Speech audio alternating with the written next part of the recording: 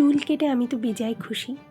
এই খুশিটাকেই জিরিয়ে রাখতে গুল্লে হঠাৎ করে সারপ্রাইজ দিয়ে আমাকে নিয়ে পৌঁছে গেল মাখলার নিরিবিলি একটি ছোট্ট মিষ্টি ক্যাফেতে।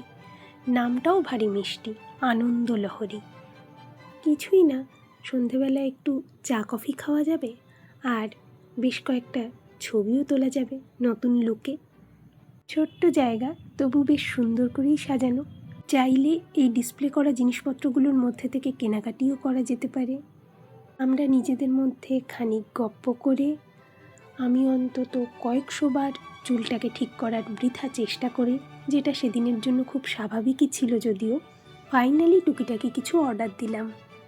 এরই ফাঁকে নেড়েচেড়ে দেখছিলাম হাতের কাছে থাকা বইটি, আর বলতে বলতেই আমাদের কফি এসে হাজির এবং তার পর মুহূর্তেই চিকেন পপকর্ন, যেটি আমরা 1 প্লেট অর্ডার করেছিলাম, সেটাও এসে হাজির। ছোট্ট জায়গা হলেও মোটামুটি সমস্ত প্রয়োজনীয় দিকগুলোতেই দেখলাম এনারা নজর দিয়েছেন, যেটা দেখে সত্যিই খুব ভালো লাগলো।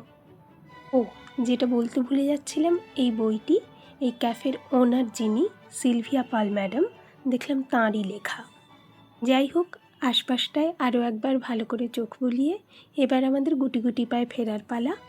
সন্ধেবেলায় একটু নিরালায় প্রিয় মানুষটার সঙ্গে সময় কাটাতে চাইলে এখানে যাওয়া যেতেই পারে।